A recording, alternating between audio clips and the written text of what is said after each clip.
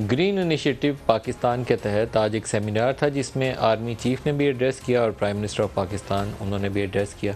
बहुत इंपॉर्टेंट है ये इनिशिएटिव और इसके ऊपर उम्मीद ये बांधी गई है कि आइंदा चंद सालों के अंदर अरबों डॉलर की इन्वेस्टमेंट आएगी। कॉर्पोरेट फार्मिंग और जदीद जो ज़री तरीके हैं काश्तकारी के उनको मुतारफ़ करवाया जाएगा और अरब ममालिक ख़ास तौर पर सऊदी अरब, यूएई और कतर और चाइना से तवक्को की जा रही है कि वो इस शोबे में हिस्सा लेंगे।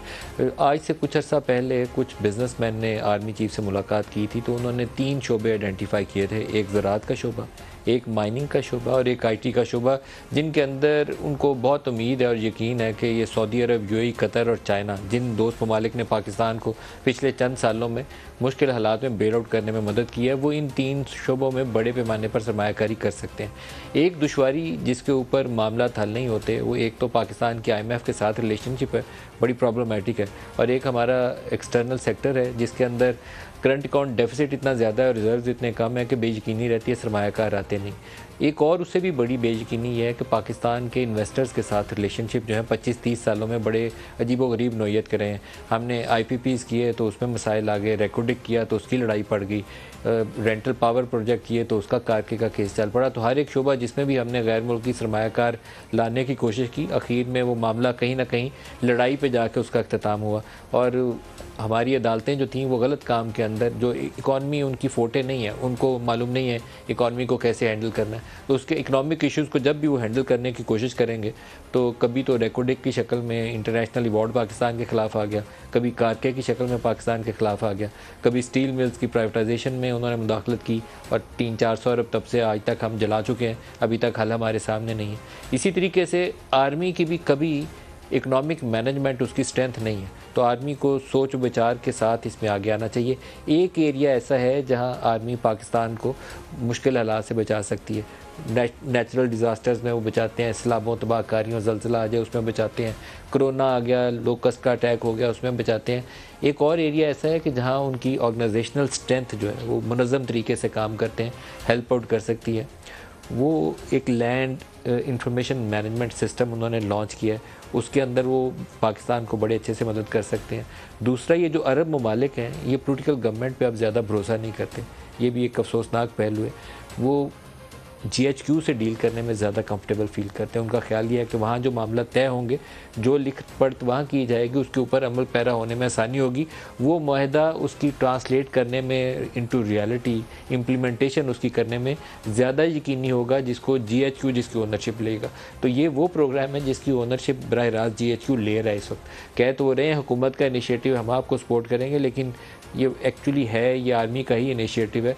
आर्मी के किसी ज़माने में नायाब और निपजी के नाम से ये हमारे कॉटन की रिसर्च के मामले में बड़े एटॉमिक एनर्जी के ये अदारे थे। एटॉमिक एनर्जी के नीचे, न्यूक्लियर एनर्जी के नीचे वो कॉटन वैराइटीज़ जो वायरस रेजिस्टेंट हो उनके ऊपर काम किया करते थे। लेकिन फिर वक्त के साथ साथ जहाँ सारे शोबों में नुकसान हुआ है वहाँ पे भी नुकसान हो गया। कॉटन क्रॉप हम 14-15 मिलियन बेल से पैदा करते करते 6-7 मिलियन बेल पे आ गए। अब 8-9 मिलियन बेल बाहर से हम इंपोर्ट करते हैं। तो अगर सिर्फ इस एरिया को ही टर्न अराउंड कर लें, मैं लंबी चौड़ी बातों में जाए बगैर सिर्फ हम कॉटन को ही टर्न अराउंड कर लें, टेक्सटाइल हमारा मेन स्टे है एक्सपोर्ट सेक्टर के अंदर, अगर हम 25-26 अरब डॉलर या 30 अरब डॉलर की बरामदात करते हैं तो उसमें से इस साल कम है, लेकिन उससे पिछले साल 18-19 अरब डॉलर सिर्फ टेक्सटाइल की मद में हमने कमाया था आउट ऑफ 31 बिलियन डॉलर। सिर्फ कॉटन को अगर अच्छे से हम प्रोड्यूस कर लें और दोबारा ले जाएं उसको 14-15 मिलियन 18 मिलियन बेल्स पे ले जाएं तो पाकिस्तान का ना सिर्फ ज़र मुबादला बचेगा बल्कि एक्सपोर्ट्स की मद में हम अरबों डॉलर कमा भी रहे होंगे। तो ये वो एरिया है जहाँ वो मदद कर सकते हैं, लेकिन उनको फ़ौज को अपनी मुदाखलत जो है सोच समझ के करनी चाहिए, क्योंकि दोबारा इकॉनमी जो है उनका स्ट्रेंथ नहीं है, उनकी स्ट्रेंथ तंजीम है, तंजीमी ढांचा उनकी स्ट्रेंथ है, जहां वो हमेशा आएंगे और हुकूमत को मुश्किल हालात में मदद कर सकते हैं अपनी उस जिम्मेदारियों के अलावा जो पाकिस्तान के दिफा के लिए उनका अवलीन फ़र्ज़ है। तो इस मामले में उनका रोल है भी, लेकिन सोचो विचार के साथ आगे आना चाहिए, एकदम से नहीं आ जाना चाहिए। पिछले 2 हुकूमतों में आर्मी चीफ को बराह रास्त इकॉनमी की मैनेजमेंट के मामला के अंदर इन्वॉल्व किया गया।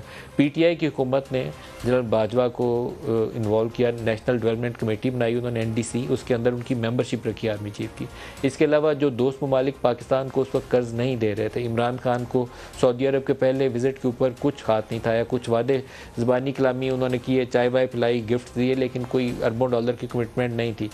वो कमिटमेंट तब हुई जब खशरजी का वाक़या हुआ, उसके बाद यहाँ से DJISI को दोबारा रवाना किया गया और फिर आर्मी चीफ़ ने विज़िट किए इन तमाम दोस्त ममालिक के। सऊदी अरब ने भी फिर पाकिस्तान को मदद की, चाइना ने भी की, UAE ने भी की और कतर ने भी की। $10 अरब का बेल आउट पैकेज था। अभी भी वैसे ही सूरत हाल है और दोबारा आर्मी चीफ़ का वही वाला रोल है।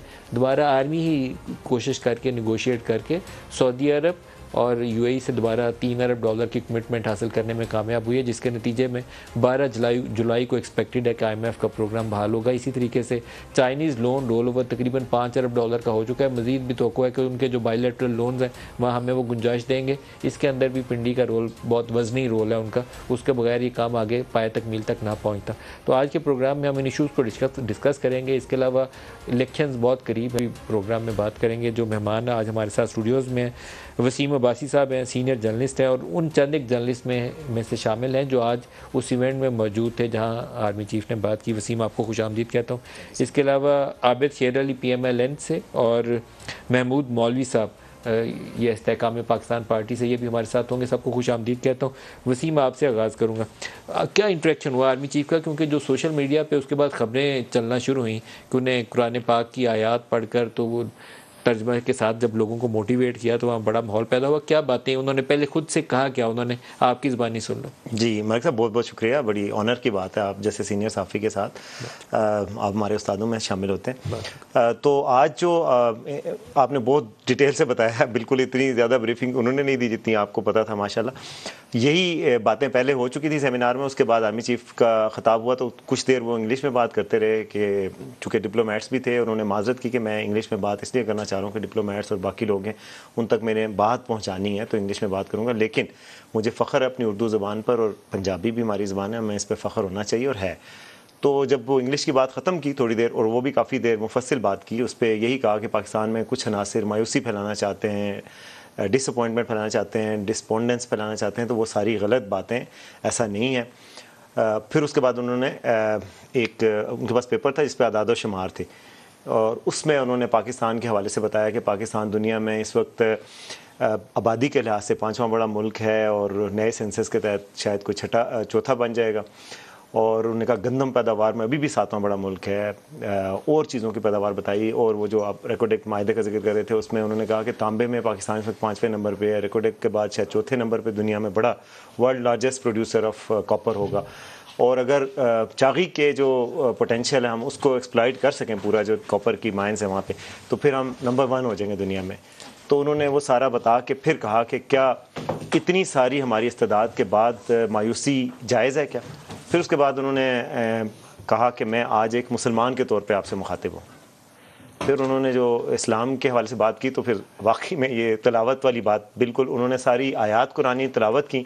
वो एक हाफिज़ हैं और आज उनका हिफ़्ज़ नज़र आ रहा था तजवीद के साथ। फिलबदी सूरह अल-ज़ुमर की वो 39वीं सूरत है कुरान पाक की, उसकी 53वीं आयत उन्होंने कुछ आयत पढ़ी है। मुझे ला तक़नतू मिन एक कहा उन्हें ला तक़नतू मिन रहमतिल्लाह, और एक है अल्लाह की रहमत से मायूस ना हो। इसके हवाले से एक और आयत भी है कि मायूस नहीं, अल्लाह की रहमत से मायूस नहीं होना चाहिए, और अल्लाह की रहमत से वही मायूस होते हैं जो कि काफिर होते हैं। तो उन्होंने कहा मायूसी इस्लाम में कुफ्र है। फिर उसके बाद जंगे उहद का हवाला दिया कि उसमें मुसलमान जब थोड़े से वो हुए कि बज़ाहिरी शिकस्त हुई है, क्यों हुई है, तो अल्लाह की तरफ से आयत नाजिल हुई कि जी आप। अच्छा, आज से कुछ अर्सा पहले भी ना एक मिलिट्री एकेडमी का परहैप्स इवेंट था, वहाँ पे भी उन्होंने इसका जिक्र किया कि इस्लामिक तारीख के अंदर ऐसे वाक़यात मौजूद हैं जब थोड़े लोगों ने अपने से बड़े लोगों के ऊपर फतह पाई। वो भी है। तो आज उन्होंने दोबारा उसका भी दोबारा आज हवाला दिया। इसका हवाला दिया कि वला तहीनु वला तहज़नु वअंतुम अल-आलौना इन कुंतुम सादिकीन, ना तुम घबराओ और ना गम करो, ना दुख करो, तुम ही गालिब रहोगे अगर तुम हक पे हो। तो ये यानी इस तरह की आयात पढ़ते जाते थे और उसके साथ साथ तर्जमा करते थे, बिल्कुल और मोटिवेशन देते थे। तो एक मोटिवेशनल स्पीकर के तौर पर हुए वहाँ से बैठे हुए, अच्छा खासा माहौल बन गया था वहाँ पे। एक तो साइलेंस थी, बड़ी साइलेंस हो भी जाती है जब आर्मी चीफ खिताब करते हैं, आपको पता कम ही मौका मिलता है। महला पहली दफ़ा था ये कि उन्होंने इतने बड़े मजमे से खिताब किया, तो साइलेंस थी। फिर उसके जब उन्होंने आयात पढ़ के उनके तर्जमे करने शुरू किए और कहा कि क्या आपको ये नहीं कहा गया इस्लाम में, क्या कुरान में आपको ये हुक्म नहीं है, क्या था लोगों का? तो लोग फिर चार्ज्ड हो गए और नारे तकबीर लगना शुरू हो गया तो उन्होंने फिर कहा कि मैं ना मौलवी हूँ ना मुल्ला हूँ, मैंने ये शौक से सीखा है, किसी और महफिल में मैं आपको बताऊंगा कि मैंने ये क्यों सीखा है। वज़ीर आज़म पे कोई असर हुआ उनकी आयत का पढ़ के उन्होंने जब सुनाई तो उन्होंने भी कोई तौबा की कि मैं भी सही राह पे आ जाऊं? वज़ीर आज़म उस वक्त तो कुछ नहीं असर हुआ, लेकिन जब अपनी अच्छा, उस वक्त नहीं असर हुआ। उस वक्त वो मतलब बज़ाहिर कोई उन्होंने बोला नहीं, लेकिन उसके बाद वो स्पीच में अलबत्ता उन्होंने कहा कि सारा आर्मी चीफ ने कहा था कि ये इनिशिएटिव प्राइम मिनिस्टर का है, हम उसको सपोर्ट करते हैं, पूरा आर्मी बैक पे है। लेकिन जो बात आपने की, प्राइम मिनिस्टर ने फिर वही बात की कि सच्ची बात करनी चाहिए, ये इनिशिएटिव मेरा नहीं है, ये इनिशिएटिव आर्मी चीफ का है। कुरान पाक की उन्होंने आयत पढ़ी तो मेरा ख्याल था कि तौबा भी कर लेनी चाहिए ना, वहाँ प्राइम मिनिस्टर हो या बाकी लोग हों, उनको कहना चाहिए कि आइंदा से हमेशा हक सच का साथ देंगे। आज ही उनका बेटा एक अदालत में बरी हो गया, हालांकि यू नो दैट कि वो पाकिस्तान के बहुत सारी कारोबारी लोगों में से वो एक केस था, बाकी लोग भी ये काम करते हैं, पैसा घुमा के दुबई से रिमिटेंस करके लेके आते, टैक्स वेयन का केस है। तो वहाँ तौबा भी करनी चाहिए ना सर कि आइंदा ये काम ना करें। ऐसी तौबा तो मैं आपके पीछे चलूंगा।